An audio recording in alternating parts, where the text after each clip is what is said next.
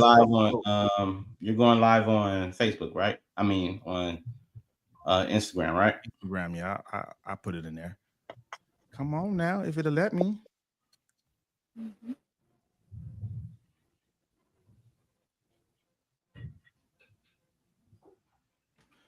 All right. Now we live on IG, Facebook, YouTube. Yeah. I was about to say Instagram, but that's what IG means. Yeah.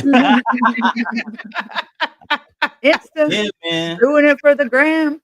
I just got the notification right now. The phone just went off.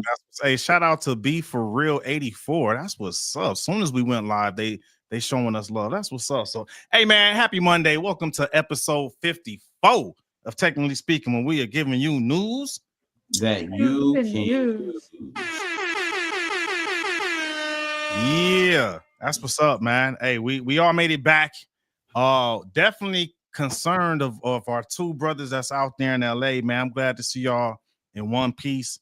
It's been crazy out there, man. Speak on that real quick, man. Let us know what's going on out there. Dr. Cool, you go ahead, brother. Go for it. Well, there's a lot going on right now. A lot of ICE raids, a lot of people kind of hiding out, running around. Empty streets, I gotta say. Traffic's been pretty good here in LA. There's not as many people out driving around, but yeah, there's been a lot of rage just happening everywhere. And I don't have too much information, but I do have a lot of Hispanics that I work with, especially at the bull shop that I go to get my chemicals. And they're looking out, they're looking out and being cautious. And at the same time, well, you guys can see what's happening on with the law enforcement side on the internet. But yeah, there's a lot of things that's not being said, because I was out there on Saturday, but I was at the BET experience, but I also, drove past what was going on. And there's a lot of things that's not being said. Like there's a lot, the protest is peaceful. However, there's some bad actors that's inside of it that I promise you, I don't see them part of the people that's protesting, how would you say, peacefully and protesting for what their beliefs and what they feel like they should do. There's people that even happened with the George Floyd. People wasn't in there for the cause. They were there just to cause disruption. You know what I'm saying? Mm-hmm. So the same thing is happening. The problem is, on a large scale, we know how the media try to flip it and saying, oh no, this is this and this is that. Like, bruh, this ain't that. You know what I'm saying? I know people who work for LAPD and they saying like, look, long as they don't do nothing crazy, they can protest. They have their right to do so.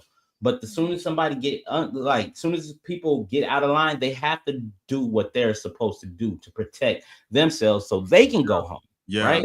Yeah. But then there's other people out there that's dressed up like they're military, and they're not.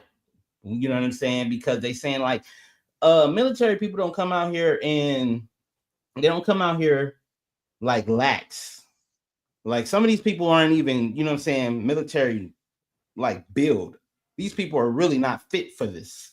You know what I'm saying? So people are thinking like, what is this? What's going on here? It doesn't seem right. Like I'm looking at like I even saw an interview of a lady who got shot with a rubber bullet, and her back was turned. She was talking to the camera, and it just all of a sudden, LAPD doesn't do that. LAPD does not do that. I saw that. She was a reporter from Australia. From Australia, right? Yeah. LAPD doesn't do that. They the reason being because some of the people who are on the front line of LAPD, remember, they also got to protect and serve the communities they live in. You know what I'm saying? Some of them are actually LA, you know what I'm saying, live in LA County, and it's disheartening. Yeah. Very disheartening. Can I add something to that? Yeah.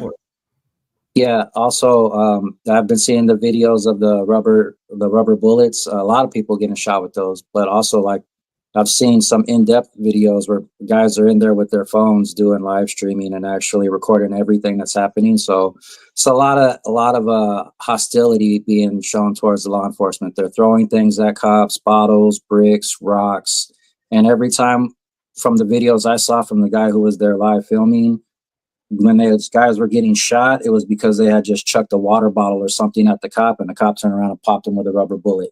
However, I have also seen videos of people starting fires, brush fires. A lot of people have heard the stories of the electric vehicles catching fire. Yeah. Those are the biggest threats because Waymo issued an order today saying that they're not going to have any of their electric cars in downtown Los Angeles anymore.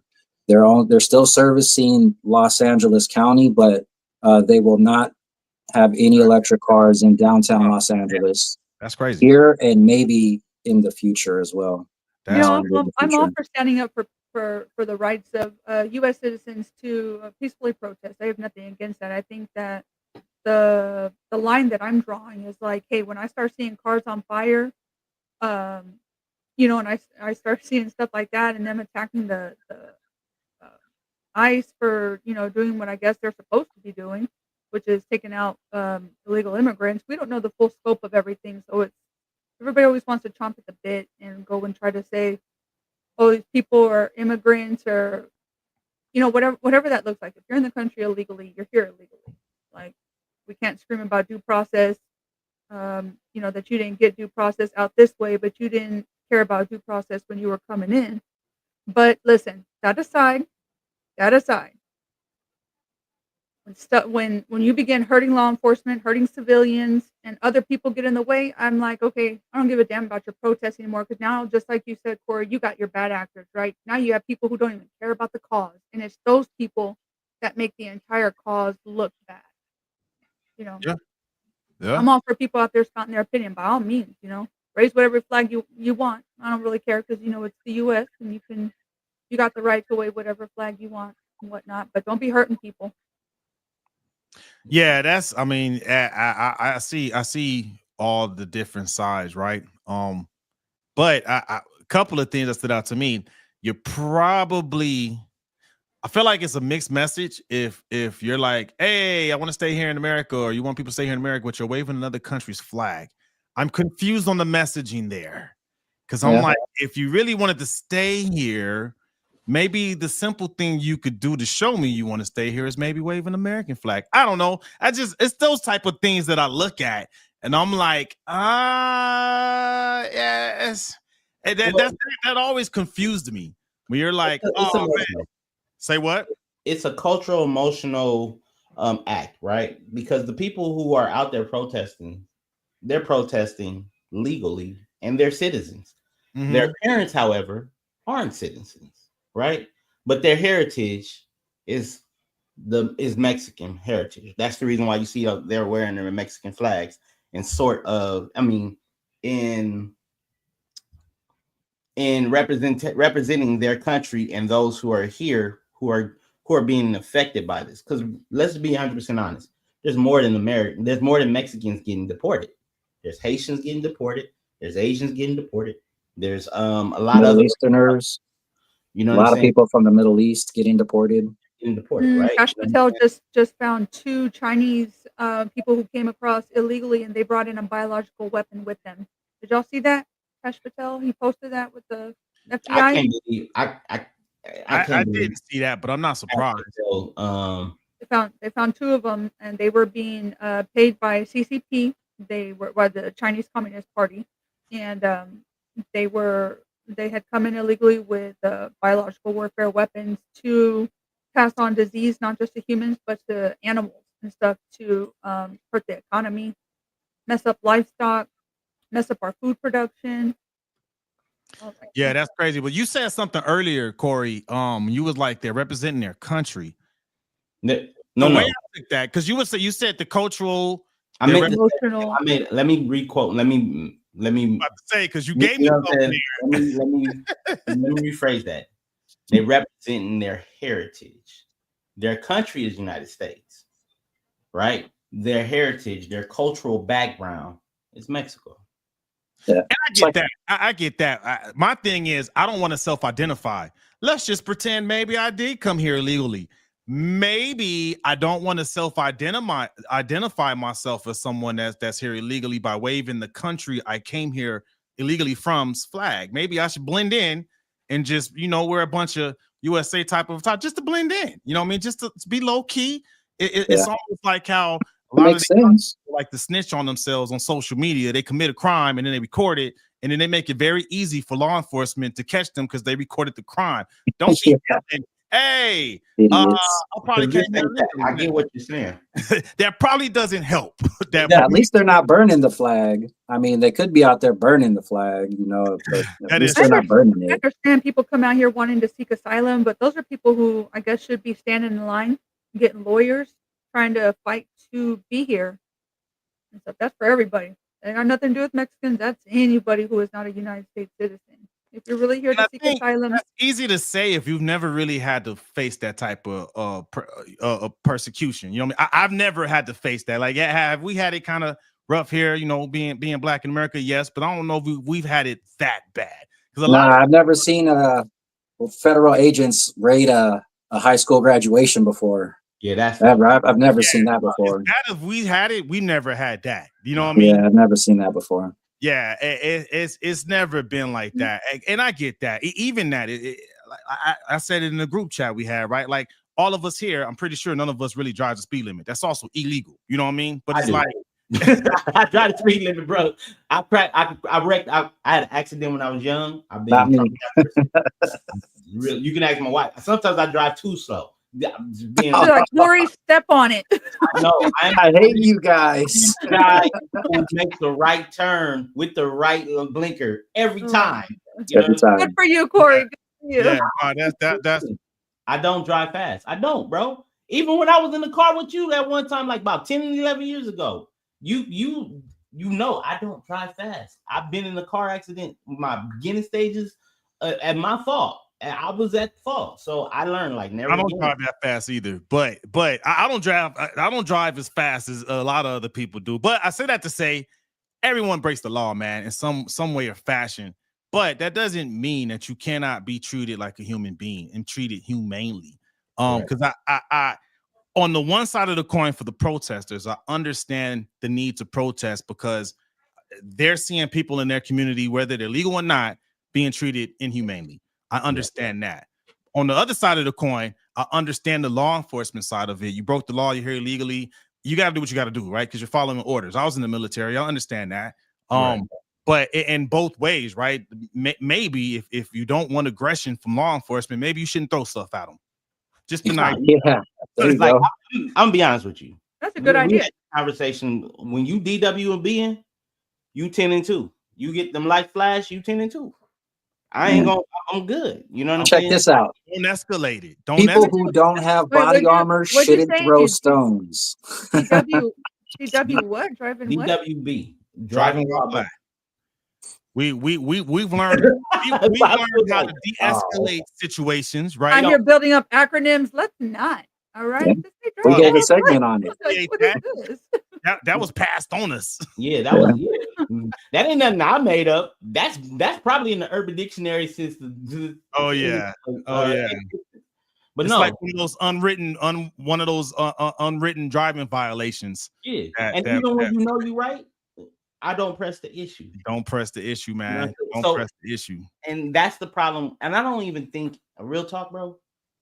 I think it's the generation. It's not the millennials, it's the Y's and the Z's. Not the Y. No, we're the Y. You know, I can see that. We're millennials. We're millennials. We're all millennials. It's because think about it. It's the lack of yeah. You know, and maybe I can be able to push this into our topic. But it's the fact that they already have a problem in a disposition. The generation that came after us, and for what reason I don't know. I'm not them. But it seems like they're the ones who always want to push the status quo. They're the ones who want to be outside. They're the ones who that do things and then feel like, oh, this is my right to do it. It's a bit privilege, right? Yeah.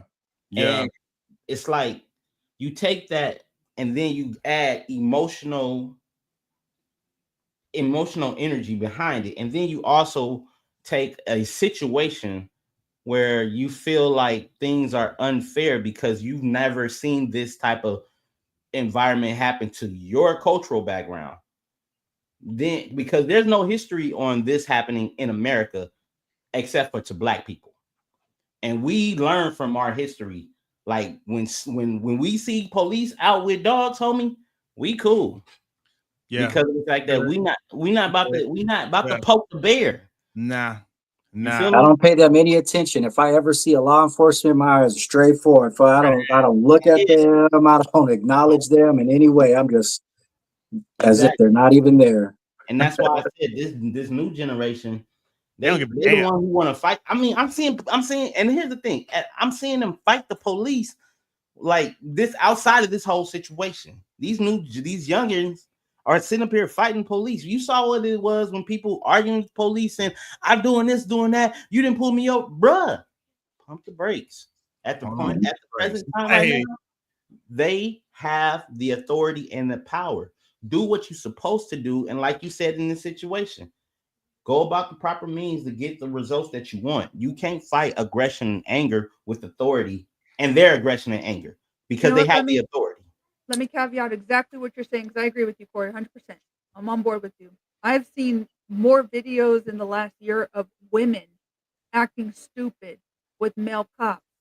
And they're out here screaming stupid stuff, and they're out here talking about, "Do you know who my dad is?" And cops don't touch me. Nor do I care. And the moment the cop lays his hand on not on her backside, but on her lower back area to cover, she's like, "Oh my God, this is rape and assault." I'm like, "Oh my gosh." All you're doing is taking away from real issues.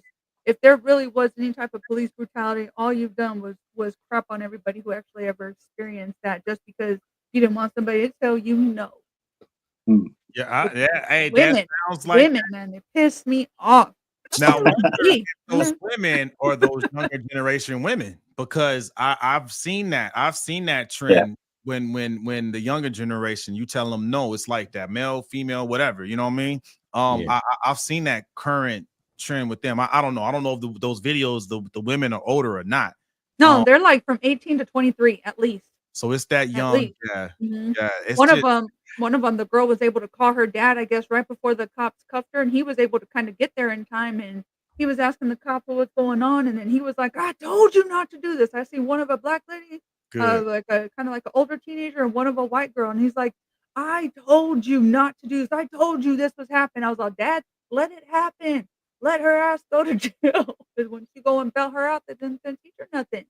You know, though, it's very compelling entertainment because I could find myself spending 2 to 3 hours a day just watching YouTube videos of these guys spazzing out, you know, and throwing their tantrums. It's great entertainment. I love watching these kids. I can't It's fucking amazing. Excuse my French, children. I'm sorry, but I can't do it. But you know, you made an excellent point too, Corey. You didn't really say it. You kind of alluded to it, but the folks that are out there that are actually doing it the right way, I think they can learn a lot from the civil rights movement and the folks that were into that, right? Like they kept it peaceful. I mean, they had a lot of violence, you know, done to them. Dogs and water hoses, right? Water hoses. The National Guard got called out on them too. And they were, you know, peacefully protesting just for civil rights, not equal rights, but civil rights. There's a difference. Yes. But I mean, they could take a lot of notes from those pages because again, I see both sides. Yes, you're here illegally, but on the other side, they're here, and it's not like they're taking jobs anybody really wants. I've never seen any U.S. citizen fight to pick strawberries. You know what I mean? I've never seen a U.S. citizen fight to, you know, box things or load boxes on trucks. I remember I had a job right before I joined the military. I was loading boxes on and off trucks and stuff. I don't see too many people fighting for that. But I do see immigrants that come here and they do it with pride. You know what I mean? So it's like I get both sides of the coin. However, if you're trying to do what the civil rights movement did and influence change, so that way maybe some of your fellow citizens, well, maybe they're not citizens, but the people in your community that have been contributing, you're trying to help them. You cannot lead with violence, man, because that's not helping the people you're trying to help, man. It won't. It's not helping the cause. It's not helping the cause. The beauty of the United States is that the American dream is literally for everybody. I know two different people. I could tell you two different stories, both here in San Antonio. One person is one of my best friend's dads. He came from Mexico when he was younger, but he told me his family flew under the radar. They paid taxes. They showed up to court. They put in for their papers for their citizenship, and now he's over on the other side of the world building embassies and doing construction on American buildings over on the other side of the world as a DoD contractor. Gets paid very well. Came from that background, but said I wanted something better because I saw what was happening in my community, and even though our parents got us here illegally, we didn't stay like that for long because they put together their paperwork and got their citizenship. And this person is a full-on Trump supporter.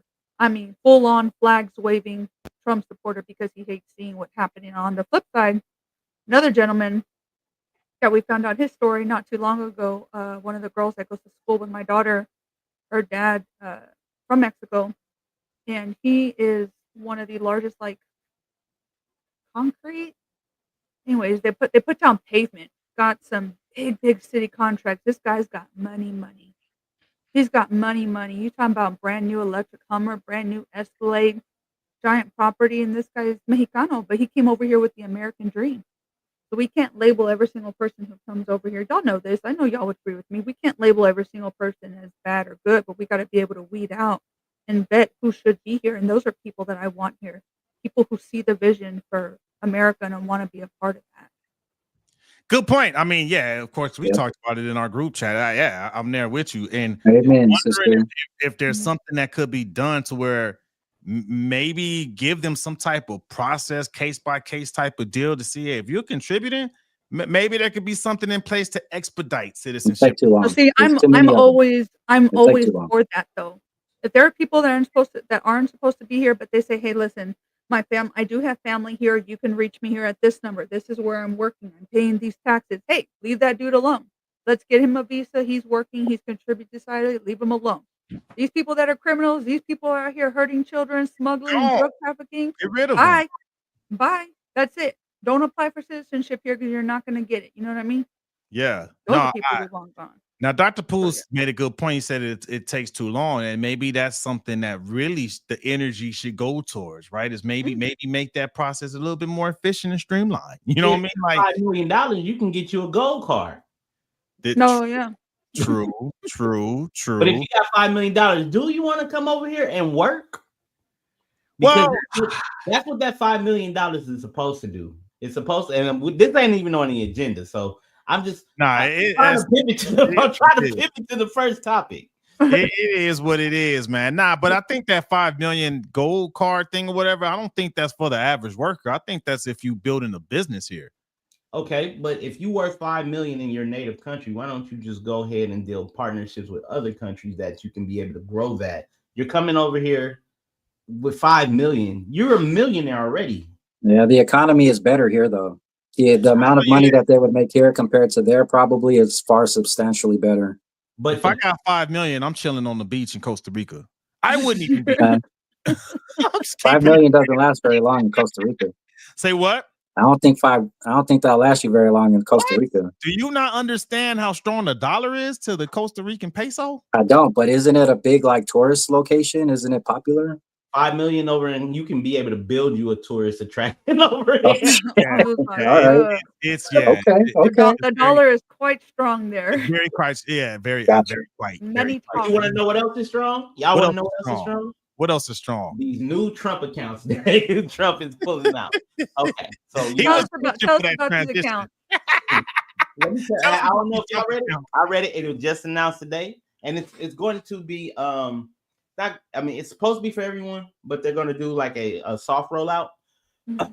Every baby that is born going forward will get $1,000 from we'll get a Trump account called it's $1,000. And what I'm assuming this is, because I read it and I'm thinking it's supposed to give people a leg up, right? It's supposed to give babies a leg up, and then what that can do, what you can do is almost like the Gerber account that they had back in the day, where you can contribute into so you can grow it. However, private organizations and private companies can contribute to it too, and it maxes out at $5,000 every year. It's familiar. I mean, there's other accounts similar to it where it's non-taxable as well. So you can be able to, help your baby. So when your baby turn 18, your baby can be ready to not only either pay for college on their own, or invest in some property. Because let's say 5 times 18 is what? Do the math for me, somebody. 5 times 18 was 50 90,000. plus another 3. It's like 75. 94,000. I think I did it. So 94,000 when you come out of high school, right? You got $94,000. You can either put a down payment on a home, depending on where you're at in the world and in the country, and depending on what the economy looks like from now into there. But you know what I'm saying? You can also start your own business. That's a good lump sum that can help you start your business. Yeah. Under the assumption that the dollar ratio will gradually increase to the point where it is right now. Hold on a second.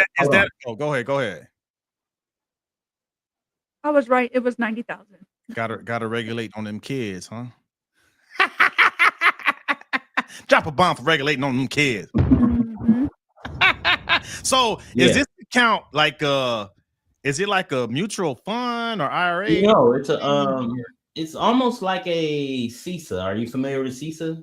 No. Child Education Savings Account. Oh, who? A child education savings account. It's very okay. Yeah. Yeah, but you know, I'm just looking at it like, what's the pros and the cons of all of this? You know what I'm saying? Because there's a lot of pros and cons that's going to go with this. So the first con that I'm thinking about is, where's the money coming from? Because I know everyone is in the hoopla about taxes. I'm assuming that's being funded by tax money. It has to be, because of the fact, and not only that, this is also part of the one big bill. Yeah. Okay. So and I'm thinking like, okay, so you know when there was the $5,000 that everyone was going to get it. Let's say, for instance, Kamala Harris won the election, right? New parents who have a child, they were going to get $5,000 extra in tax credits, right? Tax credits, right? I believe this is the same thing, but it's going towards like new babies. It's not going for people who already have babies. I want to see the fine print in this, because if it's an investment account, and let's say it's in the child's name, so parents don't have access to pull it out, right? So because it's not theirs, it belongs to their child. I'm wondering, you know, God forbid your child pass away before the age of 18, what then happens to those funds? Is there going to be a beneficiary account to it? Yeah. It would, you know, it would just be interesting to get some more, since it just came out today. I'm pretty sure more stuff is going to be. Yeah, it's hot off the press, right? Hot. This is new. This came out literally 5:22 Pacific Standard Time. I mean, not Pacific. I'm sorry. Central. Eastern Standard Time. Standard Time. So this was, literally about 3 hours ago. Yeah, it's fresh, but yeah, I'm interested to see how that rolls out. Because I mean, it could be a good thing, right? I mean, we talking about trying to bridge the gap between the haves and the haves not. Yeah, it could help. This could help. So, but the crazy part about it is, it's only between those who are born January 2025 and January 2029. So it's pretty much his term. Yeah, because you can only contribute up to $5,000 every year. All right, Donald, get on it. Your baby I'm not that baby, Donald. Come on. Yeah, right. I could use some tax credits. Yeah, give me all the tax credits I could get. Shoot. I'm all in favor of that. Just don't raise my taxes in the process. You know, figure that out, government. However you figure that stuff out. I mean, what's your thoughts about that program, Dr. Poole? Well, I'm all in support of helping families, but I mean, the process in which it sounds like it's going to happen is up for debate, I guess, because like you guys were mentioning, if it's going to go on a particular account, what is that account set up? If it's going to be a tax credit, what happens if I don't make enough money to actually owe any money at the end of the year, so I'm not getting anything credited because there's nothing to credit? So it sounds like a cool thing because it's for the families, you know, and whatnot. But yeah, I'd just like to hear more information about it, because if it's gonna make me pay more taxes, you know, I'm tired of paying taxes for all this stuff, man. It sounds like welfare almost, you know, but not welfare. But like, here, rely on us, the government, to take care of your family. It's like, nah, man up and take care of your own family, is my capitalistic perspective of it, I see that point. I see that point as well. So yeah, we'll see how this thing develops. We got to make sure we keep updating folks on this so people can make an informed decision. But so it sounds like he's giving money in one area, but maybe threatening to take money in a different area, like he has been shooting a little bit of threats at his bromance gone wrong partner Musk. Ooh, the Musk. The bromance I love is the gone memes. wrong. The bromance has gone wrong, dude. What happened, man? Like, dude, it's reminded. I mean, we talked about it briefly last week when he departed the White House, but just within when Elon Musk departed the White House, but like things escalated very quickly just in 1 week. In 1 week, dog. Yeah. Like what? Like, I can't help but to think about Taylor Swift because we talked about Taylor Swift last week as well. But there seems to be a lot of bad blood there. Bad blood. We gotta have. I can't take any of them seriously. I'm like, are we in middle school here? Like, so let's be real. What's going on? Like, why do y'all think that this thing is panning out the way it is between those two? Because they are going. I've heard multiple perspectives, and I'm like, maybe, but I don't know. It just seems a little far fetched. They're both businessmen. There's big risk. May you may get a big reward, right? Big risk, big reward. They're both businessmen, and somebody that I was talking to was like, you never know. This could be a 4D chess move. They want you to think that they're fighting. I'm like, I don't know. I'm curious as to why the damn Epstein files ain't been released yet. Like, get on it, somebody. That's what I'm mad, because they talked about that stuff during the campaign. Like, yo, release it. You said you would.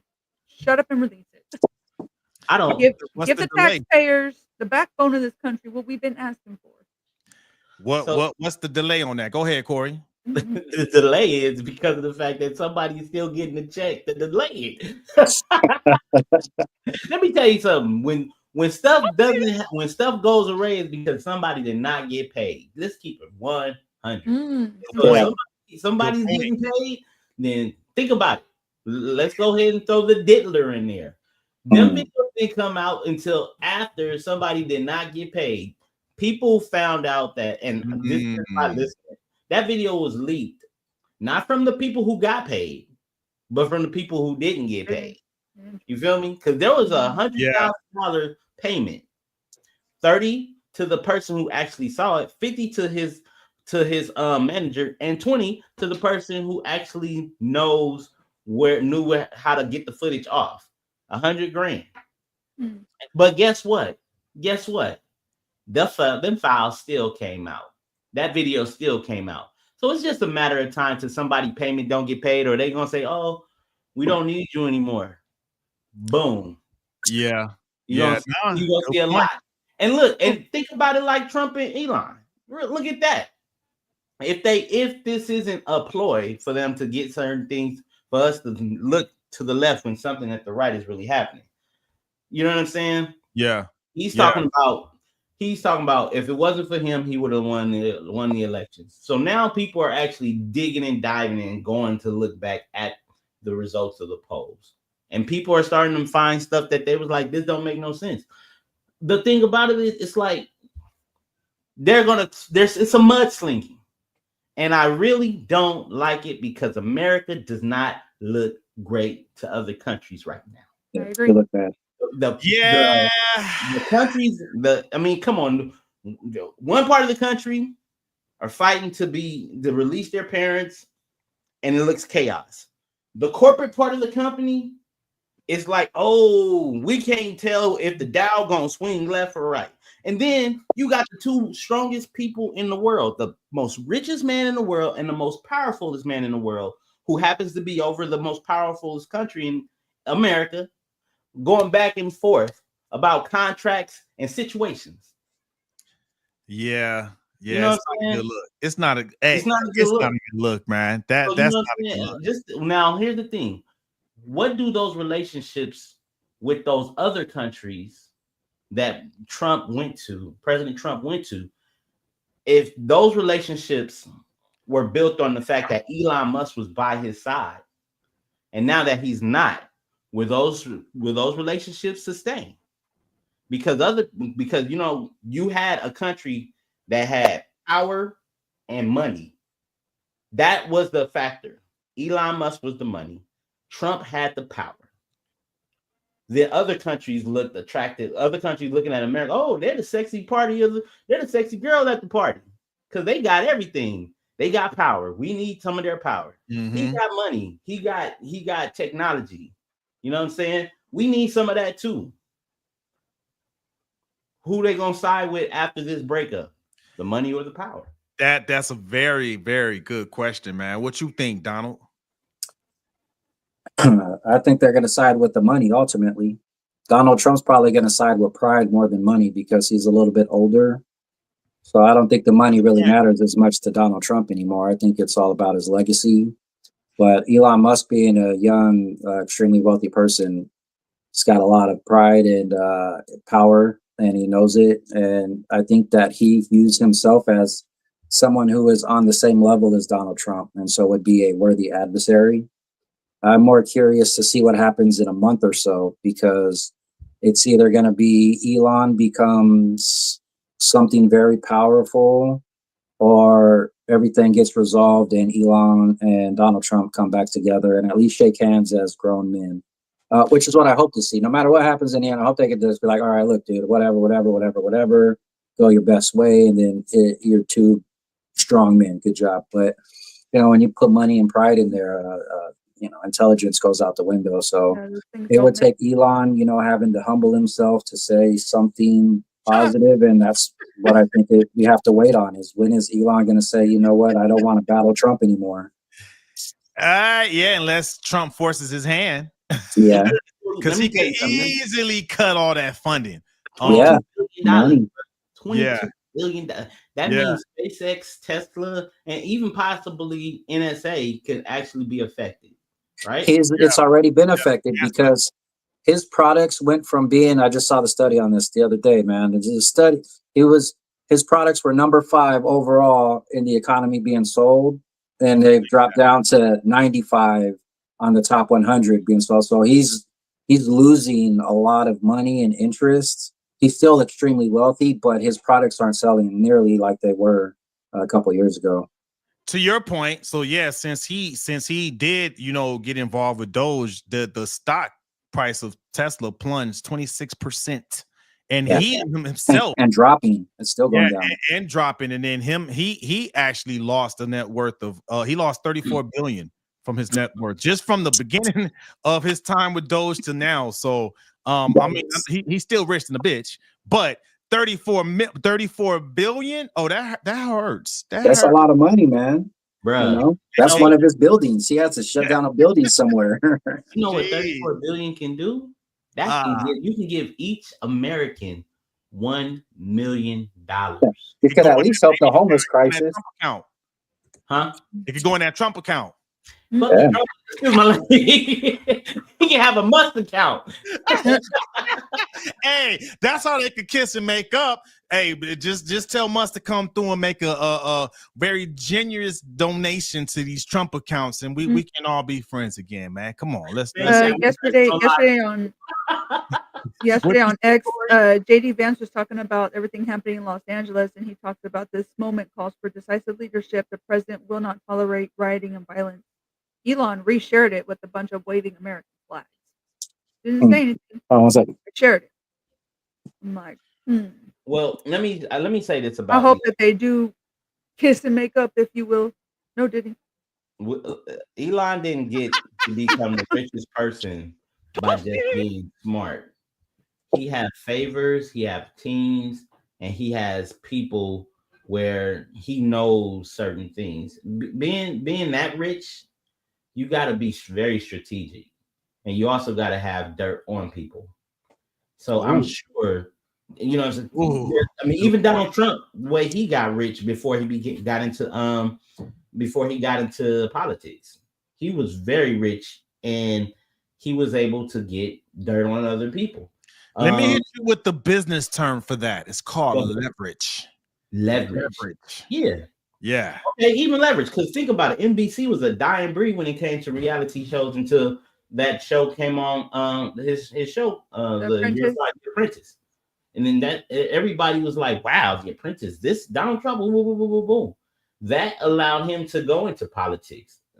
You know, he was likable. He saw people tuning in, so because people saw him interested. Yeah. You know what I'm saying? Oh, we got something from Kick It Free. Shout out to K Free out K-Free. there. I ain't heard from K Free in a minute. I know it's been a little minute. He's been out there over there producing them platinum hits, man. That's why. Nice. Good job. Good job. But he said it's a scripted show. I'm just sitting back sipping this tea. Elon and Trump are still working together. Just watch. You know, I've been hearing that theory a lot. I'm thinking that maybe we talked about this in our group chat to where I think Musk probably did a little too much getting involved with politics. Like, yes, once you get to a certain level in business, you get involved with politics, but you should really do it as a silent partner, right? Like, you understand the politics before you get. You should understand it, because I don't know if he factored into the equation that him running Doge was going to impact his businesses negatively like that, right? And that goes to what we said in the group chat, right? 50 Cent said it best. He said he stays away from politics because there may be some people that agree with you. There may be some people that disagree with you. And there will be some people that really disagree with you a lot. And those people can hurt your business. That's why he never touches politics. Or religion. He said religion or politics. I don't touch both, because either way, somebody's not going to like you. A lot. I mean, baby, I'm coming in flaming religion and politics. But then again, you don't have 34 billion to lose. You know what I mean? So I mean, the higher the stakes, and when you got 34 billion, you ain't telling us we could be doing this virtually in an island, girl. I'm saying. but that also too that speaks to what we were talking about last week too, as far as growing the brand, right? Like you really got to think about, because he had a brand that was loved by the masses before he went to Doge, right? And I don't know if he fully understood the political impact it would have doing what he did. Whether you agree or not, the power is with the money, and people could say, be like, you know what? I don't like what you're doing. I'm taking my money away. I'm going somewhere else with it. You know what I mean? Yeah. Maybe he underestimated the power of the consumer. You know what I mean? Donald Rump, aka Dr. Pooh, he said something the other day. He was like, I feel sorry for Elon, because 4 years ago, the same people who these people who was hating him, they were really like pumping him up 4 years ago. And at first I was like, those are rich people problems. You even said it, Geronimo, but then Dr. Pooh made a strong point. Rich people problems get passed down to middle class and lower class. And when you do that, those issues become our struggles. It's issues for them. Yeah. It's struggles for us. You know what I'm saying? And when I say struggles for us, look at who's getting affected by the things. There's jobs that are being cut, like cut, right? Yep. You 20,000 federal contracts, federal employees eliminated, I believe, from the time the president got sworn in to now, or more. A lot of people just taking those buyouts. You know what I'm saying? Yeah. It's like people are really mad. Like, and then let's flip it. Let's just have you met people in government? Yeah, my brother works. My brother should have retired 20 years ago. They did. But I mean, I get that. I get that, and I also get Corey's point. Like, I mean, the numbers don't lie, right? Men lie, women lie, numbers don't lie. The numbers are showing that the majority of the people that supported his products don't like what he did. So it's like you got to understand how to balance that scale, and he didn't balance it right. He losing a lot of money, man. I think he knew what he was doing. He was like, I'm probably gonna lose money on this. It's okay. Still the richest guy in the world. True. However, I'm gonna give more context to what Corey is saying, because not even as just a result of what Doge does, because when his companies lose money, then his company has to start trimming fat. You know what I mean? Now those companies have to start laying people off. So I don't know if that was a desirable outcome he was looking for. of his companies. Tesla may have to, lay off a certain amount of people. SpaceX may have to lay off people. Starlink may have to lay off people, right? Because it impacts the community in several different ways. You know what I mean? To where, like you said, it probably starts with rich people problems. He gonna be rich no matter what. But what about the people that work for him? You know what I mean? Like, I don't know if he had their best interest in mind when he took that job. You know what I mean? Yeah. That's possible. Yeah. It's crazy times, man. It is crazy times. Electric vehicles are supposed to be the way of the future, and Elon is the one who's kind of leading them on this path. And you can't start battling against the president of the United States in the process, though, Good point. And Kick It Free gave a couple more comments. He said, Elon has said numerous times, if he loses money, then he loses money. All he cares about is innovation. Yeah, he'll bounce back. He has a history of that. The same that were pumping up Elon are the same people that were pumping up Trump prior to him running for president as a Republican. I guess I can see that. But at the same time, Musk did piss a lot of people. He pissed a lot of people off. Right, wrong, or indifferent. You cannot deny the fact that he pissed a lot of people off, man. But you said something, Donald, that it triggered me. Let me see if I could catch it back. You said something. As far as Musk, I lost it. You said something, Donald. Man. Let's see. I do a lot of talking about Elon. It could be about you said it just now. Democratic favors, possible South African family members that were smuggled over. The electric car thing. So this is why I never understood why he was endorsing Trump, right? Whoever you support, differences aside, Trump said he was going to eliminate the electric car mandate. He said that from the jump.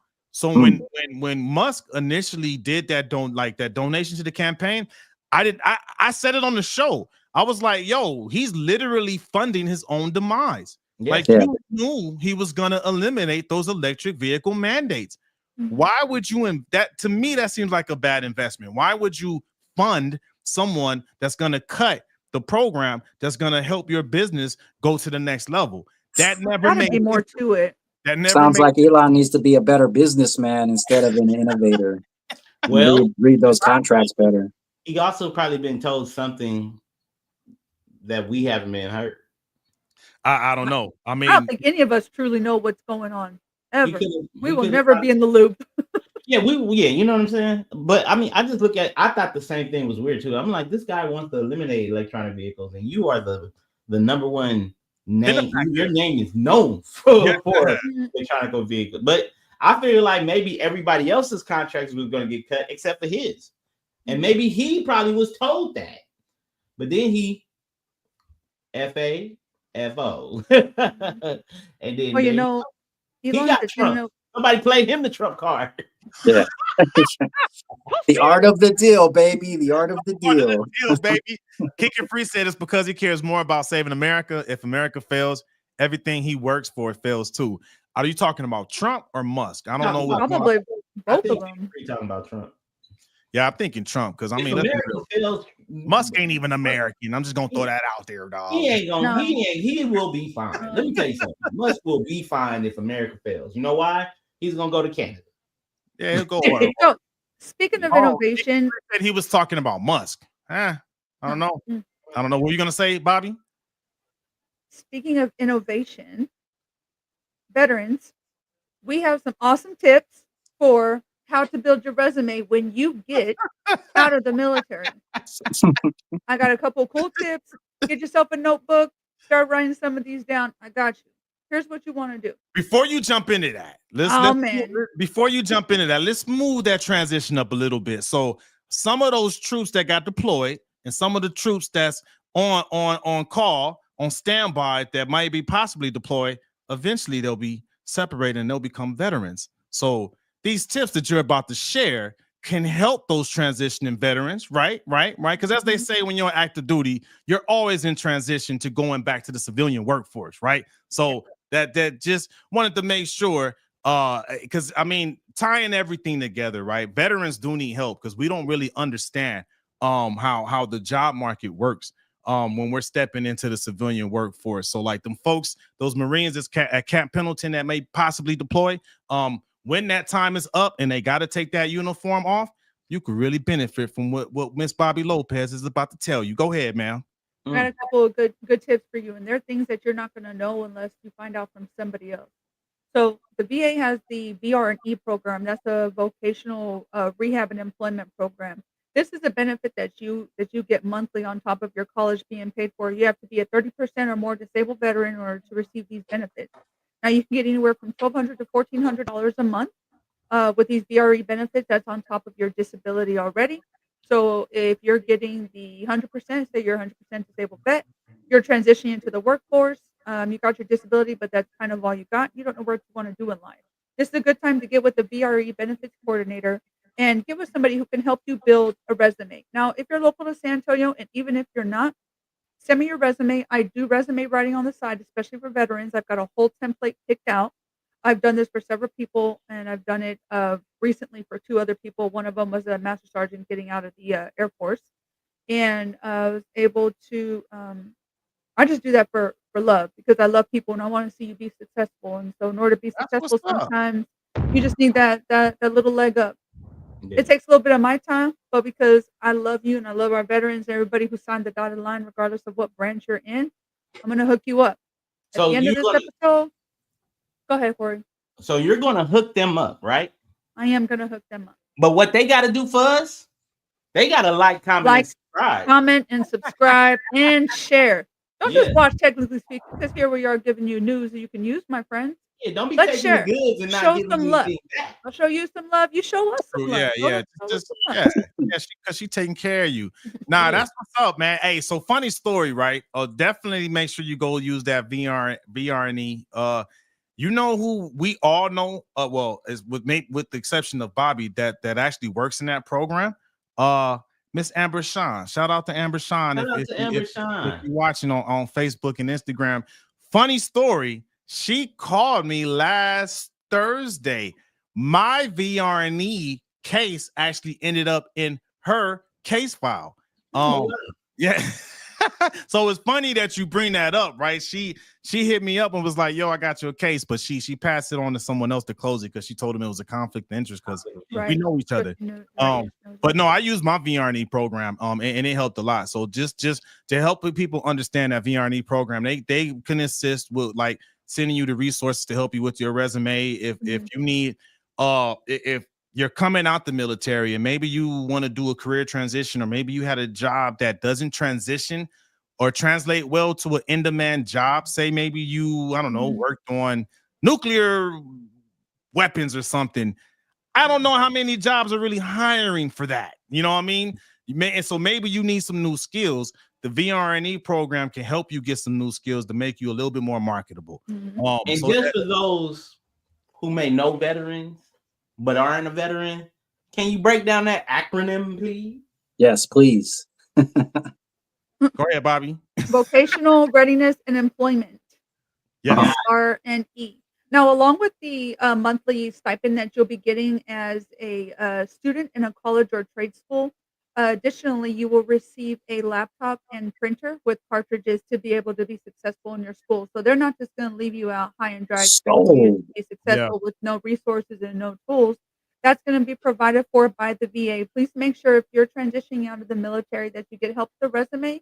And if you're not sure where to go, contact one of us here at Technically Speaking. We'd be happy to shoot you over some resources and hopefully get you on the career path that you can be successful in. On top of that, knowing how to write your resume and transitioning different types of acronyms into a civilian set is also going to be very helpful because on the civilian side, they're not going to understand everything that we're doing, and having to kind of, I don't want to say Barney style because that's kind of condescending, but you've got to break it down to where somebody can consume what it is that we do, because we're over here firing 1,000 miles an hour and we're going to have to slow it down a little bit and make sure that we're applying to jobs that we know that we could possibly get. Make sure that your clearance is staying up to date. Make sure you mind your P's and Q's even outside of the military, especially if you want to continue working for the Department of Defense. I highly recommend that if you are anywhere near a large metropolitan city, similar to San Antonio's Military City, USA, there are several bases around here. I'd encourage you continue to stay abreast of the different types of jobs that are constantly happening here. San Antonio is a huge hub for the oil and gas industry, the medical industry, and the IT industry. There's a large defense industry here. Um, I think with our economy, it's always booming, and as long as you want to continue your service still to the country, just know that your time in service is going to be taken an expense to the government, and will be able to contribute towards your retirement. So hopefully, you get to retire earlier, get 2 paychecks. Yeah, definitely. And far as tips and tricks with resumes, you know, the one thing we have now that we didn't have when I was getting out the military is ChatGPT.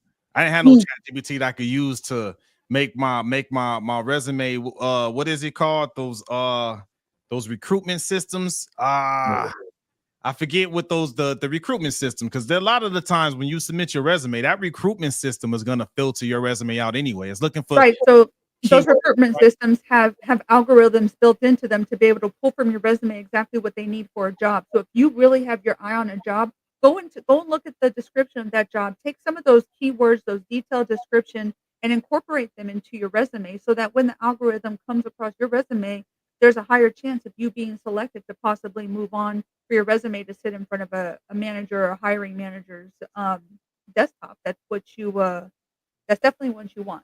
Now, on the Yeah, flip side, try to keep your resume no more than 2 pages long. I know that we do a lot of cool stuff in the military, but try to keep your resume within 2 pages in length. And if there are additional things, here, grasp this.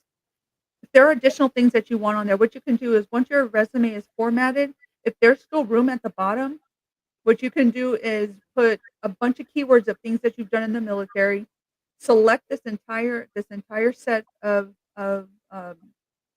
numbers and letters that you're using, change the font to 1, the point, I guess, down to 1, and then color it all white so it blends in with the back part of your resume. Now, what that's gonna do is put those words onto your resume, even though the person who's looking at it can't necessarily see it, the algorithm is still gonna be able to pick it up even though the font is tiny. now that's a hell of a life hack. That's Yeah. dope. That's Also, dope. there is CViz. I'm not sure if you guys are familiar with that, but that is an AI-driven resume screening platform that goes beyond keyword matching. Okay. Analyzes resumes contextually like a domain expert and learning from your hiring decisions to shortlist top candidates quickly. Hey, post that link, man. There you Is that go. free? Boom. It's I free. like that. There's Oh, also I like free. Peoplebox.ai, which integrates with ATS systems to screen thousands of resumes using AI-driven Yeah, score systems. That's shortlist. what I was looking for. What's Yeah. one? ATS. Application tracking systems for those that that's Yes. what I was looking for. Yeah, because you got to get past that first. Yeah. Especially for veterans who maybe they worked their whole adult life, which that was me, and may not be familiar with the way the recruitment world works, right? Because you got to get past that application tracking system first before you can actually Mhm. talk to a human being. Or nowadays, most companies make you first, you got to get past the ATS, right? And then you may do a video interview that won't be real time. A lot of companies are doing that now to where they'll submit you questions or maybe problems to solve, and they'll record the video and watch it in their leisure. And then if you pass that, then you may get a face-to-face interview, right? So but it all starts with at least getting a resume prepared, like Bobby said, that could get past that ATS and get you to that next step. So definitely veterans, when you are making that transition, hit us up. We can point you in the right direction. You see the name right there at tech_Von_go. I'll point you. I know some recruiters. Now, some like professional resume writers will charge. Yes. And I know sometimes I got it, Bobby, I gotta keep it real with my veterans, man. I gotta keep it real. A lot of times we get so used to having our handhelds and getting stuff free and getting discounts, we don't want to pay for nothing. But I'm here to tell you, sometimes you got to pay, man. Especially if you want a good product, you just might have to pay. So especially if you want to succeed in life and give yourself a better chance, don't be afraid to invest in yourself, man. Yeah. Like you done spent more money on beer and alcohol, And hanging out Starbucks. with your fellow troops or Starbucks. You know what I mean? You can spend that money on making sure you get a resume that can help you with your next career, man. So don't be afraid to pay for a professional to help you out with that. I had to say it, man. No, no, Just want to no. send your girls a Dutch Bros gift card. You know, There you I ain't go. against no free coffee. You know. You know what? We need to put a link down there in the body of the episode so you guys can be able to make sure not only get your assistance from Bobby, but you know what, Bobby, do you have a cash app where they can cash app you? Oh, I do have snap. a cash There app. you go. There you Put that go. cash app up in that body Yeah. because you know why? We're not just giving you news that you can use. We're giving you change that can change your life. Change your life. And then if you give her a little bit of change in that cash app, I live right down the street from her, so she gonna cook. You So, always come to the barbecue, man. Matter of fact, speaking of cooking, I smoked some country style pork ribs on the Traeger tonight and made some homemade mac and cheese and some cream corn for dinner. So, that sounds really good. So yeah, go ahead and get your help with that resume. Go and throw a little something to help her cook a nice good dinner. So you know what? I know a lot of millennials that did join the military. You know, we had a lot of because we're millennials. We class of 99. What class were you, ma'am? 2006. 2006, and then we got class 2000 as well, right? With you, Dr. Poole. So like That's right. there was a lot of millennials I know that when we graduated that joined the military, right? So being around our cohort of millennials, you know, that's doing our thing, we tend to have a lot of millennial moments, right? So Yeah, we do. what Dr. Poole brings to the show is he has his own segment called a Millennial Moment, and he has a millennial moment to share with us tonight. What is that millennial moment tonight, Dr. Poole?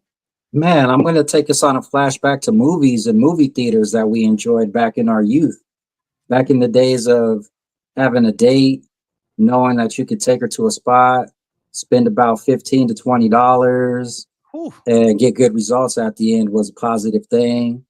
I remember being a little kid in the 80s, going to the movie theaters. They had the arcades there, so you could go to the arcades and play with the claw machine while you're waiting for your movie to start.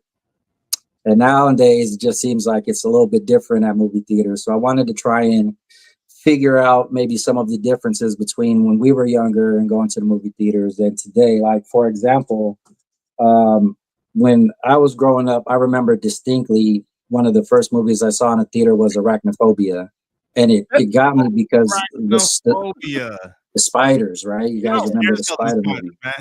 Now, I swear, I went home and every spider web that I saw in the corner of the house, I got the broom and I just started sweeping them down. I was that terrified. I should have never saw it. He said, "Not today." Yeah, and then I think of like when I was like a teenager going to the movie theaters, like with you, Geronimo. We went to go watch that South Park movie when the South Park movie first came out, man. And that was one of the best experiences I had in the movie theater, actually singing along with a song as a teenager, you know. And blame Canada. Yeah, right.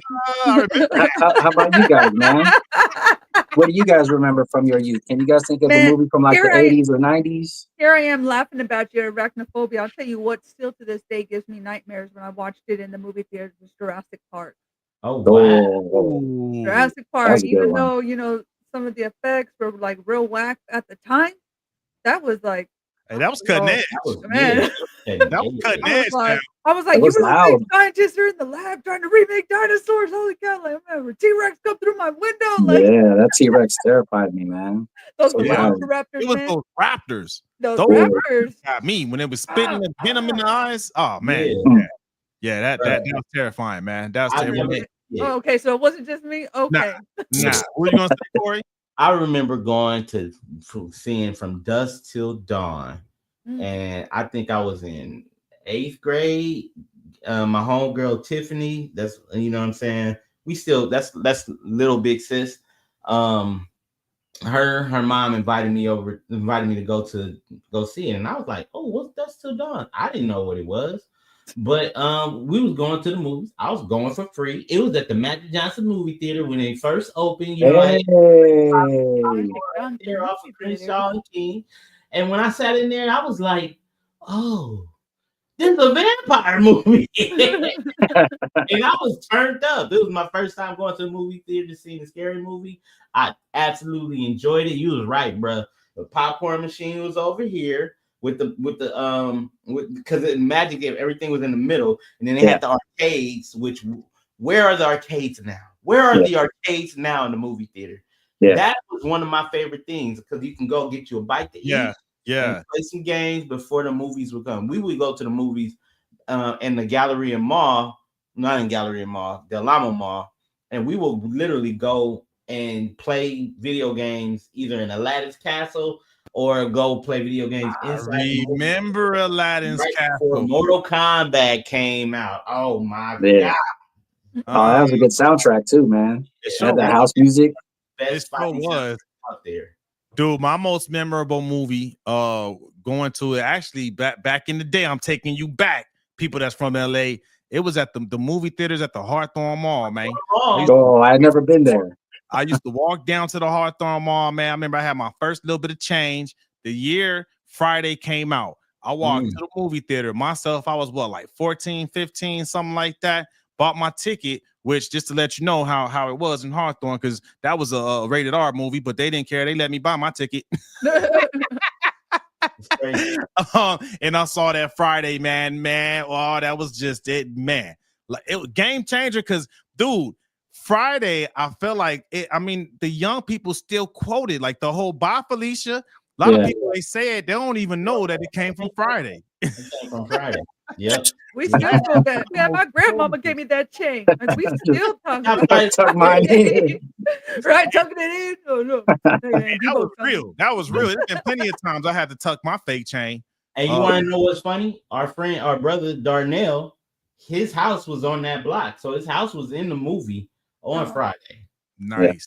Yeah, right. It was down the street from where Craig and them was sitting at. And do you know that is a neighborhood hood attraction? So people, when people come to LA, you can actually stop at that house. I think you pay like $15, and you can go in and look around there and take pictures in that house. That's dope. Well, back when stuff was cheaper. Our brother Ryan Shifty lived right around the block from that joint. Right, I remember. Anthony too, man. Anthony Mizell, right Anthony and Marcus. Right, they all lived over there, man. That's shout out Beta 5. Hey, you know, it's interesting you mentioned the prices and the price differences too, man, because like back in the 80s, like I've ran the numbers on this on the Google AI machine. This is where I got my information from, the Google AI. So you can double check me if you want, but an average ticket price, get this, back in the 80s, between $2.69 and $3.91. What? In the 90s, it jumped up to $4.50 to $5. But also during the 90s, there were like the cheaper theaters where you could spend like $2 and you could watch a movie like a month after it came out. Yeah, we had the dollar movies growing up there in San Antonio. $1.50. Yeah. I know about the drive-in theaters that used to be man. High. I never experienced the drive-in theater. I experienced it, but I didn't experience it. If you feel me. Yes, I feel you. I think we all have. Yeah, not like in the movies. I got a chance to watch the movie, but I was there. Right. Yeah. 1608. That's how much an average ticket price is nowadays for an adult. You're gonna pay about $16. Easy. That's crazy. You know, if you're going on a weekend, it's gonna be probably $20, $25 realistically. I haven't seen that much. I think the most I've seen was like $13.95. Oh no, you're in Cali though. Yeah, you could probably find deals in certain places, but if you want to go to a nice place with the comfortable seats and the big IMAX and stuff like that, you're going to be paying like $30. You spend you go to City Walk or something, it's like $35. Oh, you know what? Let me do a quick plug. On Mondays here in San Antonio, Santikos, they do the Military Monday. So it's $5 movie, $5 popcorn, $5 drink. So my husband and I went and had a full-on, little date night for $25. You can't beat that right now. I might have to do that next. Hey, but we're always here on Mondays doing the show. Yeah, Santikos. I'm just telling y'all. Nah. Well, check it out. When you consider how much they're charging nowadays for concession stands, like back in the 80s, you could get popcorn for like 75 cents and you could get a small soda for $1. And in the 90s, you can get popcorn for $3.50, but you can get a large drink for $2.30. So something happened there with the popcorn and soda. Now, a large drink, you spending that's like $5. Yeah, $5 for a popcorn with a drink, and then $5 for your ticket, and then your dates It is. You got $20. You're gonna have you got $20 to go to the movies. Hey, You know, speaking last of week- dates, go ahead, Bobby. Last week we took the kids to go see Lilo and Stitch. Y'all don't be judging me. We took the kids to go see Lilo and Stitch, and I just finished swiping my card for like $52 just on Yeah, movie I mean tickets. that's Just on whole movie point. tickets. And the kids were like, "Are we getting popcorn?" I'm like, "Man, I know you out your mind." No, Well, I'm gonna give no, you we guys ain't get that. popcorn. They're like, Yeah. "Damn, we can get no popcorn." I said, "No, we ate before we came here. I'm sorry, y'all. Hell yeah. $52 on just the movie. Just the Yeah, movie. $16 to $20. $100. Well, I'm Yep, gonna give you $16 guys $20 is the average for a large popcorn and drink right now. Corey's trying to give us something. Go ahead. I'm Corey. You didn't raise your hand, Corey. That's why. We ain't got look. This ain't Zoom. We upgraded from Zoom, baby. Ain't no hands up here, man. But you didn't do your customary. Right. So check it out. If you guys are T-Mobile Tuesday members, you guys get $5 off of the movies every Tuesday. You can get a $5 movie ticket from about that. We've used those several times. T-Mobile coming through T-Mobile. several times. And last week, and I think it's all the way up until the end of today because every Tuesday has something else. Even though I'm a former employee of T-Mobile, I say former, not ex, because I left. Get fired. No, I don't get sponsorship. I need to talk to them about that. But they were one thing that they did that I think that just made me fall in love with them. Every Tuesday, they give anybody with a T-Mobile account, whether it's prepaid or regular, they get T-Mobile Tuesday. And T-Mobile Tuesday sometimes gave you free food, sometimes gave you free learning classes. Last week, they gave everybody who has a T-Mobile account, they gave them AAA for free for an entire year. Oh, that's dope. Organizations like that, whether they, I can't not like them. And you said that they giving the $5 off the movies because we get some comments about the movies too. They're good. They're good movies that T-Mobile Tuesday gives you tickets for. They're new movies that just came out. They're $5 tickets, not $5 off. The whole movie is $5. So we got a couple of comments from I think I'm saying this right, Goosework. I don't know if I'm saying that right, so sorry if I messed the name up. But he said, bruh, they still got the drive-in theaters up there in Sacramento. I got a boy in Sacramento. I don't know if that's my boy that's out there, What part man. of California is that? Is that northern? Sacramento, that's Northern Cali. That's North. Yeah, that's north. Before San Francisco, but after LA. So the most north of, I think in California I've ever been was San Francisco. I've been to Frisco twice. Yeah, it's even more north of San Francisco, Sacktown. And he also said for the seats that rumble and provide smell, etc., $40 a ticket. The move to and you can order food and alcohol be delivered to you. Yeah, there's a lot of movie theaters like that now. Where it's a full serve. It's an experience. It's an experience.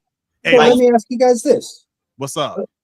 Just to go into the close, despite the prices for popcorn and soda and movies, practically tripling over the last 30 years or so, what about the quality of movies being made? Do you think that the movies being made nowadays are worth spending $20 for a ticket and then another $20 for popcorn and soda?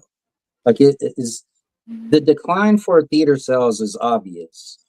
And I'm wondering, is it just because the prices for food and tickets are going through the roof, or is it because the quality of movies that are being made nowadays aren't maybe as exciting as they were when we were younger? You think? What do you guys think? Donald, that's a good question. Great question. I look at it like, there's certain things because you got to take into the fact that there's people who got hacked devices, right? That whatever's in a movie theater, they can now watch at home sometimes. Or movie theaters, if you don't watch it in enough time, it goes to the streaming platforms automatically. But I do believe in going to the movie theater and having an experience. Let me tell you why.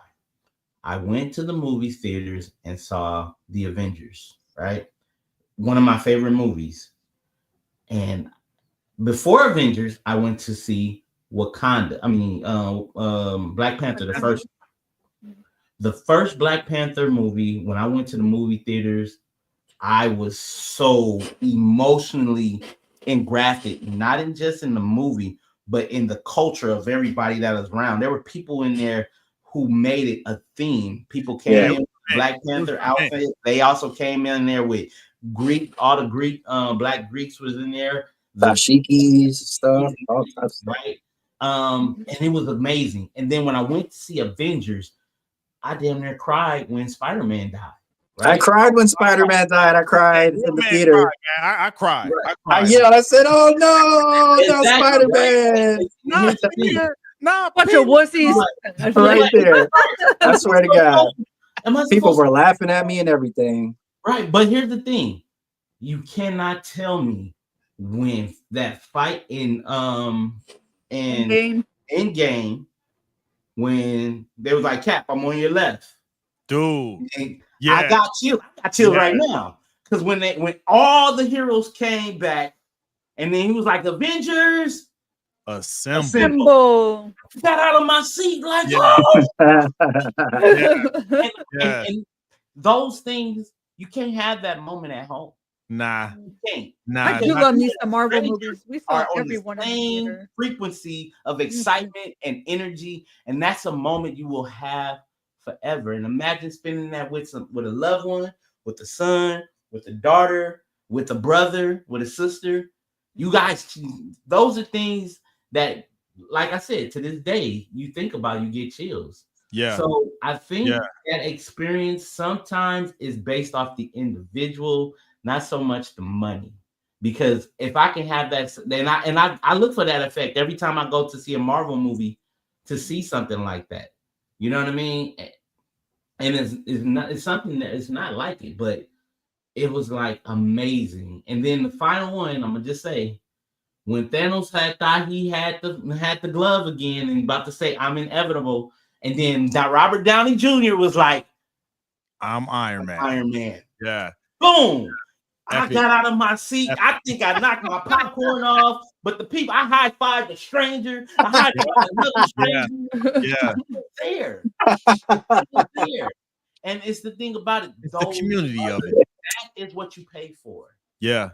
You pay for that. You don't. I mean, you do pay for the movie, and you do have the popcorn. But if you get a great effing movie, you'll remember for the rest of your life.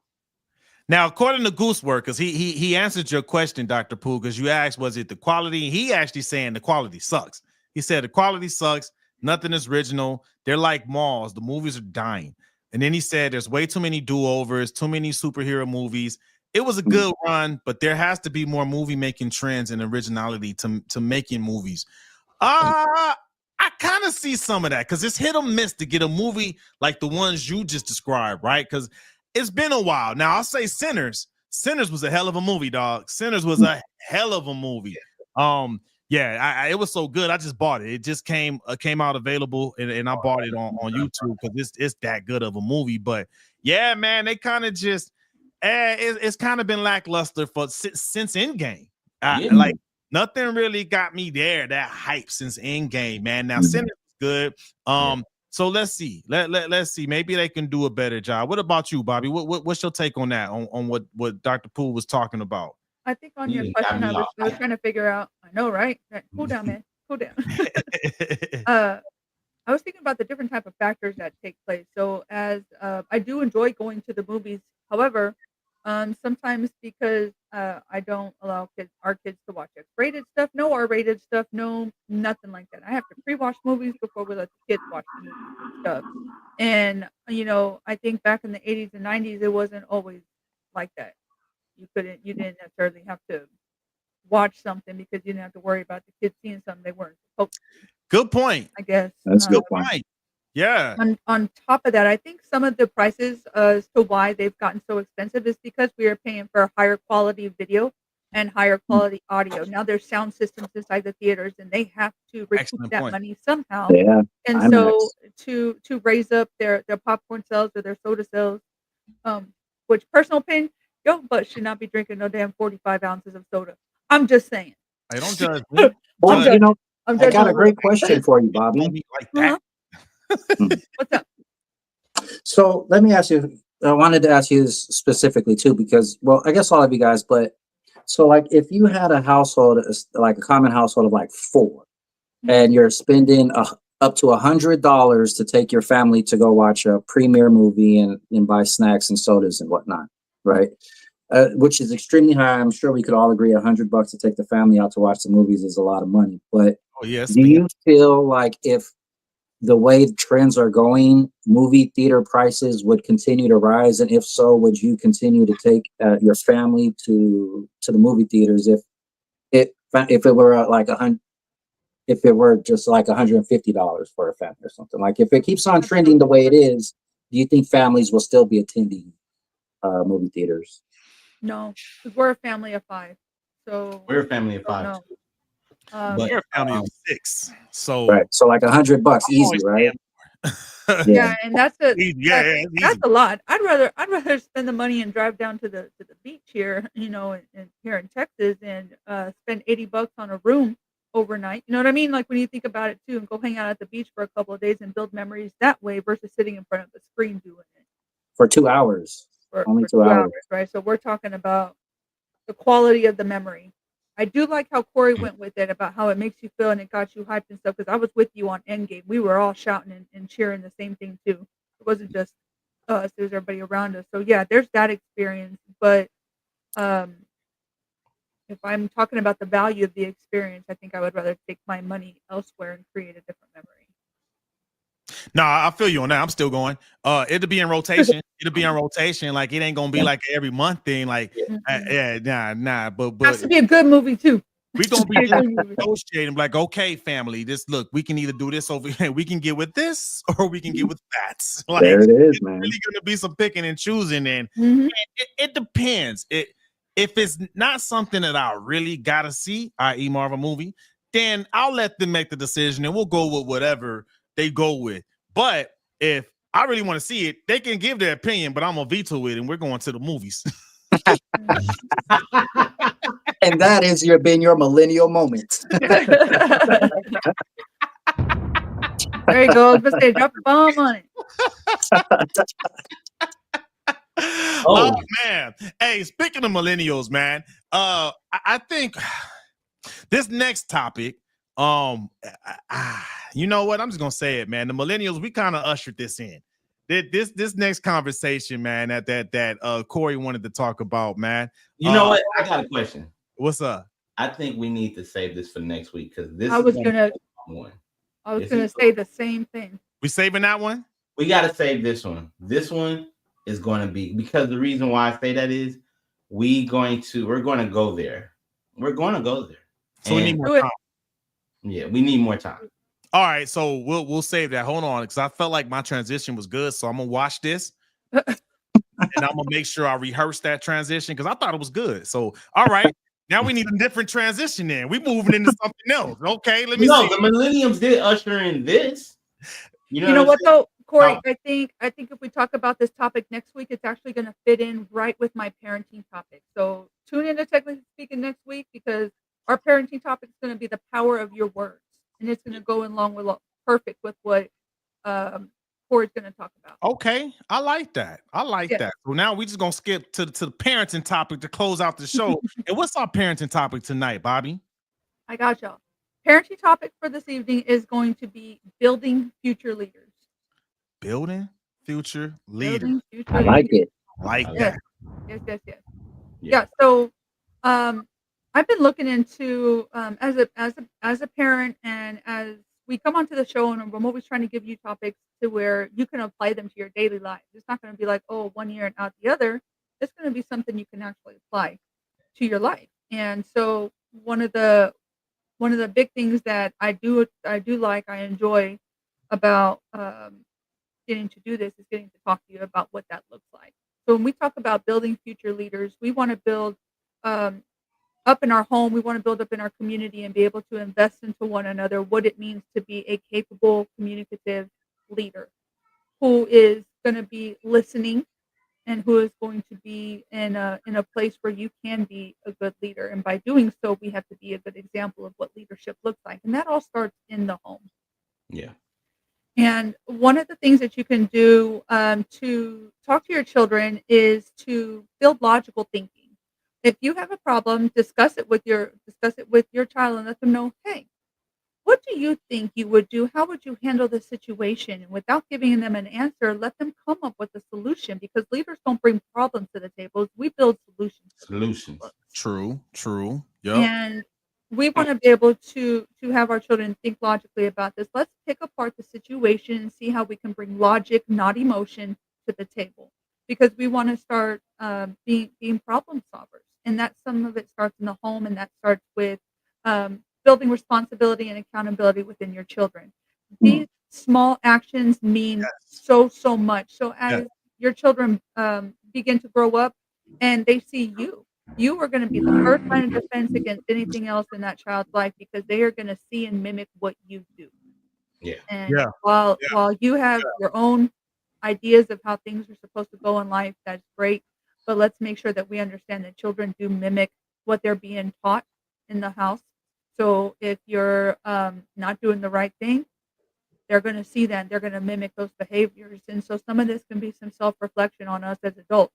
If we see our kids not doing the right thing, we can self-reflect and be like, hey, hold on a second, am I doing the right thing? And if Right. I'm not, then we can fix that and say, hey, you know what? I've noticed that I've seen you've been acting like this, but I want you to understand that if I've been acting like this and you think it's okay, it's not. And I'm sorry, learning how to, when we're being accountable to our children as well and letting them know I messed up right here, but you don't need to do the same thing. Here's where we can fix it Yeah. forward. And you begin to see that the changes will occur. And while we can't change the world, we can change what happens in our home and how our home changes goes out into our community. We want our Yeah. children to be leaders. We want to raise up uh, good children, especially in a culture right now where we see so much disrespect, lack of Yeah. respect for others. We were talking about that earlier. We Yeah. opened up the show with that. Good point. Good point. Yeah. Nah, so you know what? To you, because there was one word and you said it: accountability. I think that's the biggest thing. Because the biggest thing I need to see in a leader is accountability. The accountability to know, hey, you know what? I'm sorry, I messed up. And the accountability to step back and let the people on their team shine. You know what I mean? That's accountability too. Because that being accountable will prevent you from being vain and always wanting the credit. That's not your job as a leader. Your job as a leader is to uplift the next person so they can succeed, right? Right. But that accountability, I feel like it's on the parents even more so being accountable and being more careful and picking who they lay down with and have that baby with, because there's a lot of knuckleheads out there. Back in our day, millennial shit, baby kids. Right now they're called YNs. YNs, right? That's that Gen Z right there, the YNs. But it's because you don't have that family unit, man. And a lot of times you don't have that family unit because people had children with the wrong partners. You know what I mean? And because if you don't have the mom and dad there to give that balance the scale, we talked about balancing the scale earlier, right? You need the nurturing that comes from a mama, but you also need that discipline and guidance that comes from a father. And too many people are being loosey goosey out there in them streets, just giving it away and having babies, and they don't plan on being together to help raise that baby. And if you weren't accountable enough to make sure you chose the right person to have a baby with, it's gonna be hard to teach that child accountability. Yeah. You know what I mean? Done with It can't be done outside from, because like I know a lot of men who grew up without a father in the home, and they became well respected men because they had either uncles or they had male role models, right? But you are right. You're 100% about 100% on it. Accountability, right? And sometimes accountability has to come with like these uncomfortable conversations. Yes. Like, you know what I'm saying? Like, I'm glad it wasn't me, but I knew, you know what I'm saying, that I've seen it on TV. Like, well, son, let me tell you something. The guy was like, I wasn't the best father. You know what I'm saying? Me and your mother wasn't even together. You know what I'm saying? We just had a situation and you came out of it, right? I've seen those situations. I've seen those like the skits and things. And I'm like, that when you sit down a young man who looks up to you and you be fully transparent, that shows that young man that this person can be looked up to. The whole role model is literally the role you would like to be and the model you want to model yourself after. You know what I'm saying? And those start in the home. So when we see role models that's looked up like a LeBron James, I question the person, like, why is LeBron James your role model and not the person who raised you? Because the person who raised you is the person who actually should be in the role. And then, you know what I'm saying? You have to look. That's why it's Good like, point. I mean, my biological father, Carlos Alvarez, he listens to the show. He tells me he's not, you know what I'm saying? He didn't raise me. It was my father, rest in peace, Frederick Douglass Ventures, who raised me. He's Frederick Douglass what? Frederick Douglass Ventures. Ventures. Okay, rest in peace, man. And shout out to him. Who also was a veteran. Okay. You know what I'm saying? Another one on that one. A strong man of God, and he had principles, and those principles made me realize the fact that he was accountable. He was accountable. He took accountability. He was like, look, a man shouldn't do certain things, and a woman shouldn't do certain things, because he was old school. Brother man was born in 1938. You know what I'm saying? So he was not a millennial. He was not. He was before the baby boomers. He was a boomer. Oh man, he was part of the silent generation. Yes, he was. And all the way to the time he passed, he was very silent about a lot of things. And you know what I'm saying? But the way you get to know a silent generationer, or if that's the way I say it, you got to sit with them. Yeah, they got a lot of knowledge, man. You got to pull from their story because of the fact that they're not just going to tell you, because why? They feel like the way of today is too much. They're the ones who scared of AI. They're the ones who think like technology a lot. They seen a lot, yeah. And I understand that. But when I sit down with them, you know what I'm saying? Because the older people in my church, I sit down and I have a conversation, and I'll try to pick their brain because they've been here before. You feel me? They know what it's like. The only difference is they know what it's like without technology. We even talked about the civil rights movement. People who've been alive, who's alive around that time and still alive now, they're not worried.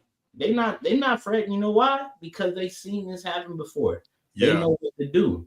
What their concern is, I hope my grandbabies and my grandnieces and nephews aren't out there making a fool out of themselves, because there's a better way to handle this situation. Yeah. You know what I'm saying? And those are the role models.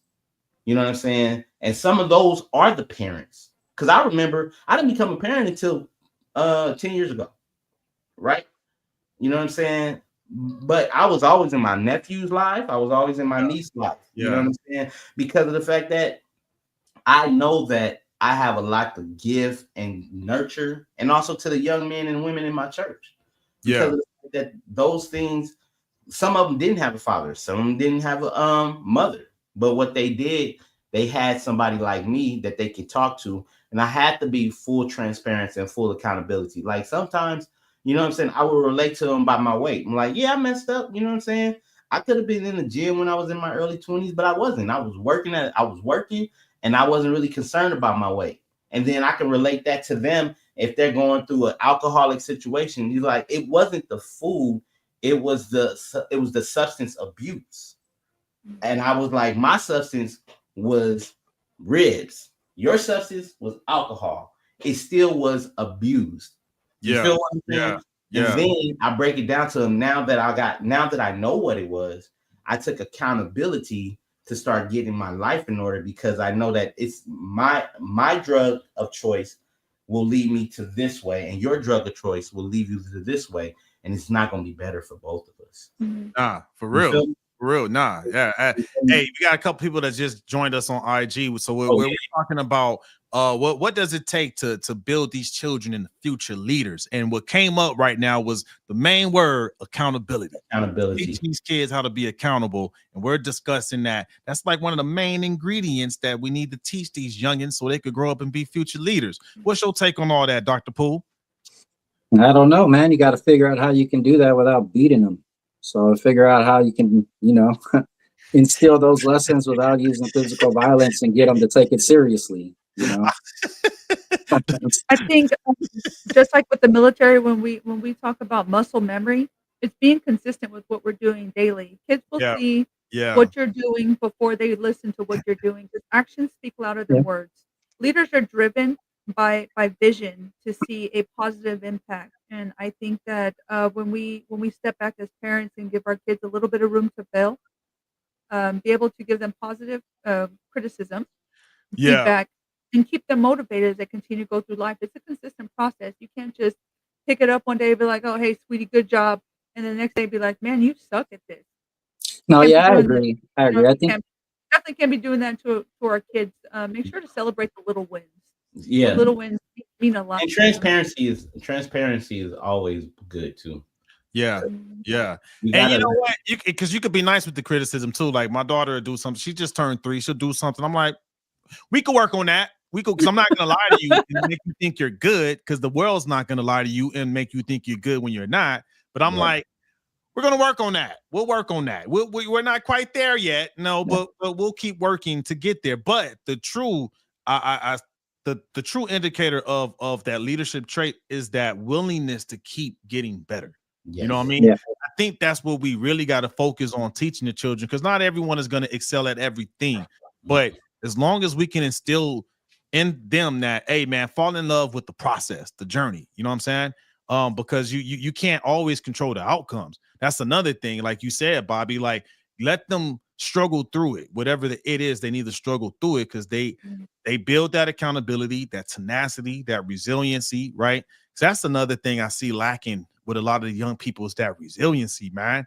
Oh my Mhm. goodness, it's bad. Um, See, I so think that's what so Bobby was saying that's important about setting the example Yeah, is, you know, because when they're watching you handle your situations, they'll be able to understand how they handle situations. But I think on a disciplinary level also, they're watching how the adult handles being disciplined. So like, I mean, if you got like a mom and dad that are always fighting, or you got like a mom that's always fighting with a boss or something like that, and the kids are seeing that type of scenarios happening too, they're mimic it. gonna parrot and mock that probably as well. So I mean, we could do our best. Like I have a couple kids who I kind of have to set an example for now, and I try the best I can, you know, to be the positive example and set the tone for our leadership. But you know, I can't make these kids follow me or listen to what I say. It's completely up to them and how they receive it. You know, I mean, I'm happy that they respect me and listen to me, but like if the kid is sick and he's outside and he ain't got no shoes on, and I'm like, hey, you should put some shoes on, or you're just gonna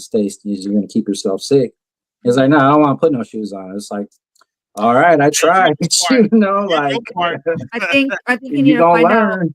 find out what works for your family. I've told y'all before on the show, but I build blessings boxes. I do a lot of couponing to bless families who are in need. I don't do that by myself. I bring my children in with me to see the type of selflessness that we provide to our community, because I want them to have the joy of what it feels like to bless others and to see changes in other people, even if that starts with toilet paper and laundry detergent. It all starts somewhere. But planting those little seeds in them while they're young, they will carry that as they get older, and you'll see. Be consistent, be accountable, be reliable for your kids. Be consistent, be accountable, be reliable. I I Mhm. love like that. I think that's it. Yeah, be consistent, be accountable, be reliable, because then you pass that on to them. Good point, man. Good point. I think with that, you can definitely be able to mold the youngins into future leaders, man. And I just want to recalibrate what you said, Dr. Poole, because you said you tried.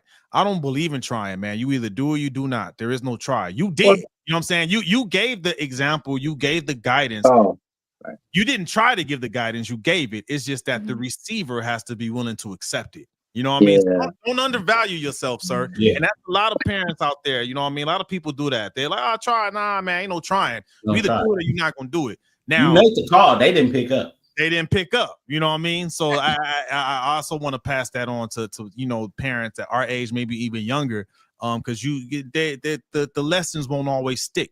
But it's okay. You did your part. I want to make sure that's put out there, because I don't want parents oh, like, I don't know what went wrong. It's just, hey man, at the end of the day, is that how you do it? they there you go. Am I doing that right? There you go.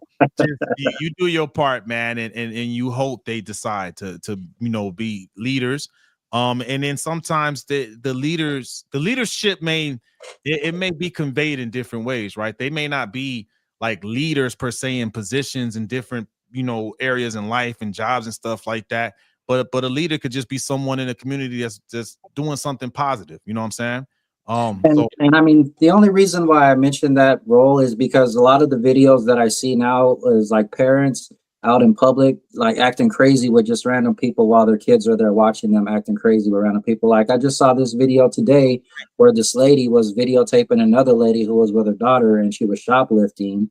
And as they were talking to the lady as she was leaving, the little daughter was like 7, 8 years old. She's like, "This is how my mom pays her bills," And so like mom said in the example, yeah, we steal in order to pay our bills. It's like you're producing a heathen for society. Like said, and then she pulled out a pistol because the girl kept following her, which was the crux of the video. Woman pulls out pistol at Dollar Tree for stealing stuff, and it's just like she had a little 7-year-old daughter there just pushing the car like, this is how we pay our bills. Like it's a terrible example. It's very, very sad. And again, I bet if she has a 7-year-old daughter, let's just assume that her mother is probably 27. Give it even. That's that generation after ours, right? Mm-hmm. Because we're in our 30s and 40s. So I'm looking at this situation. I turned 22 yesterday, sir. Okay, 22. I'm just playing. Carry on. That's happened when you just said family of 6 or family of 5. Okay, 22. She started when she was 12. You know what I'm saying? There was a graduation somewhere along the line within the last 2 weeks. But okay, 22. You sure did just go to graduation. Oh man. High school. That's funny. But okay, 22. 22. But no, when I'm back to the Swift. But I'm just saying, like, imagine that 7-year-old having a mother that's 27, right? Mm-hmm. That era was the era of you ain't got to tell me nothing. Oh, good point. Good point. And that song went platinum. Nah, nah, nah, nah. Wait till I get my money right. Yeah. You saying something? Nah, you can't tell me nothing. Mm. People grew up to these songs that that's a whole nother episode, but we definitely got to do that. Yeah.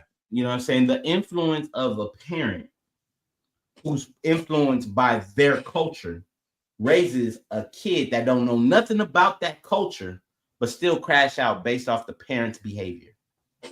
100%. Yeah.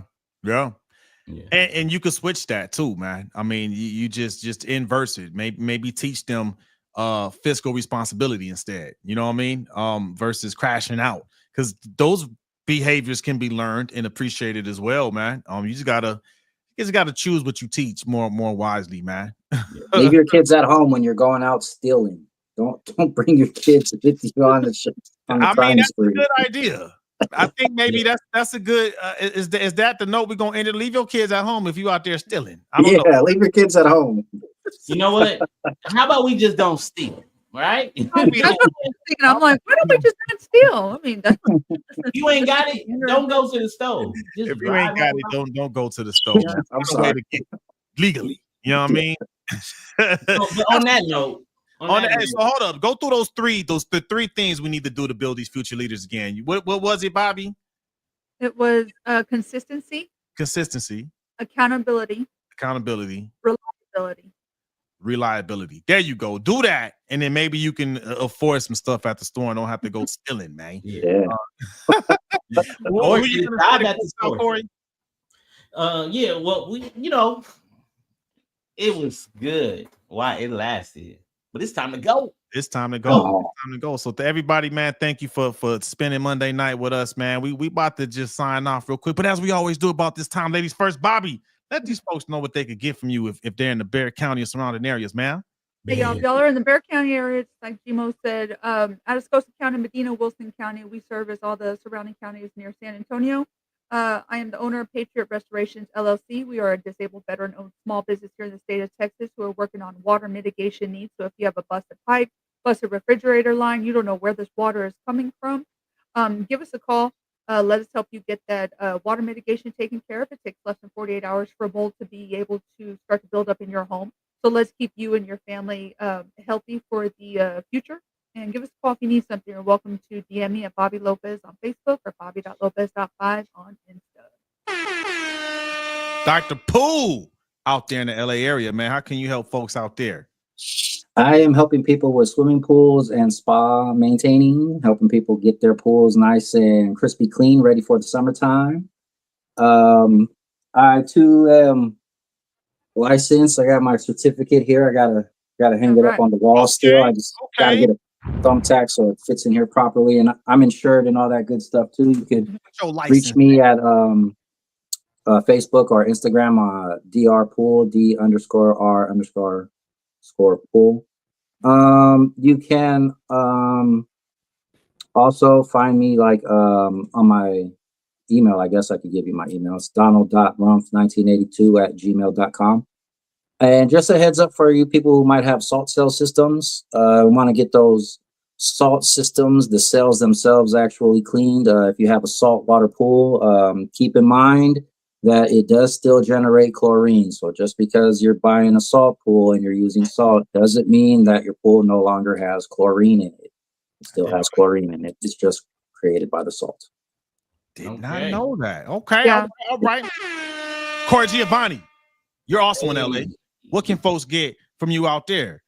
It's your main man with the game plan, Corey Giovanni. And right now, I'm promoting my checklist for podcasts. Look, if you're looking to start a podcast, grow a podcast, or even thinking about trying a podcast, make sure you get my checklist right there in the description below, because it gives you a free trial to Opus Clips and give you a free trial to this platform we use called StreamYard.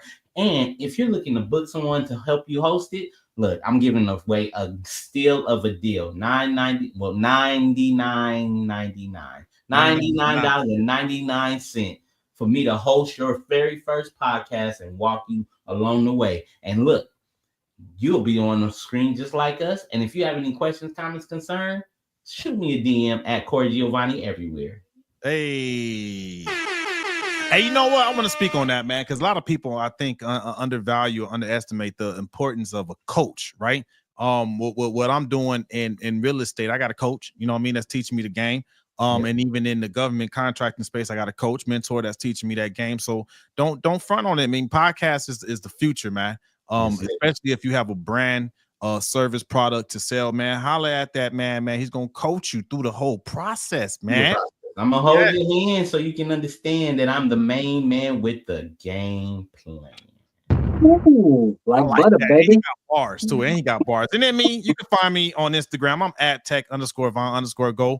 My thing, like I said, is real estate. Right now, I am promoting my vacation rental here. It's real close to downtown San Antonio. They building that bad boy up. We got the new upgraded luxury downtown coming soon. So whenever you come here, just hit me up on IG. I can shoot you a discount code. Other than that, hey man, y'all have a good week. Thank y'all. We love y'all. We are out. Yeah. Hey, my segment went way